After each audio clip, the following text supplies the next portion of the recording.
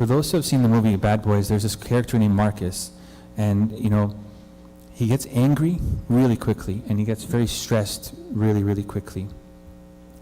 So he says this term wusa.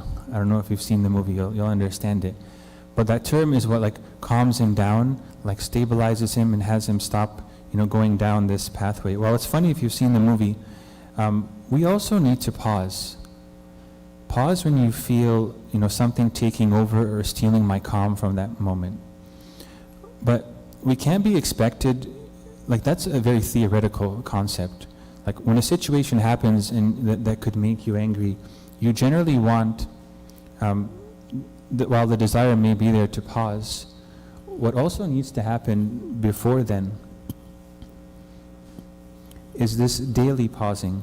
We can't be expected to respond in a situation in a certain way if we haven't practiced it ahead of time. So this daily pause is something that's quite important. Entering a place of prayer daily, a place of peace daily, is something where this internal healing can happen and this internal peace can come and rest, so that when those situations come, you can go towards that peace as well. St. Mila says that prayer is the seed of the absence of anger. Prayer is the seed of the absence of anger. And St. Basil also observes psalmody, or prayer and praise, makes the soul serene, procures peace, and calms the tumult and swelling of anger. This time of prayer sometimes can be that well of peace and joy that you're able to draw from in these times. Naturally, the more I spend time with a person, the more I become just like that person all the time. So the more I'm in prayer, the more I'm engrossed in a spiritual program, in the life of the church, the more I'm looking to the Lord in my steps, in every single thing that I do, the more the calmness and peace enters into my heart. And there are other ways for us to, practically overcome anger. Find out what triggers you. Know the reason behind your anger and what it is, and avoid that trigger if possible.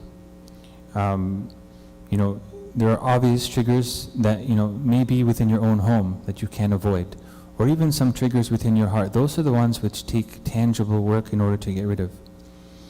We talked about a humble heart. A humble person, doesn't let the ways of the world and how people react and the anger take over.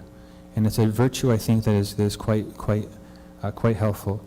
Confession and spiritual guidance can help diagnose and remedy some of these things that make that pride or that lack of humility the core of what makes us angry. Love those who anger you, simply sometimes because it's a commandment. The Lord says, in 1 Corinthians, love bears all things. Sometimes I need to love a person because it's a commandment that the Lord says, love one another. And sometimes it's that simple. Train yourself to slow down your reactions. Like it says in James, so then, my beloved brethren, let every person be swift to hear, slow to speak, and slow to anger. And this is not just in situations or speaking as well, but sometimes it's with the thoughts of chronic anger or resentment or hurt or situations. Sometimes those need calming as well in that time of prayer, in that time of sitting with yourself daily, the time of self-examination as well. Sometimes it's even a short prayer.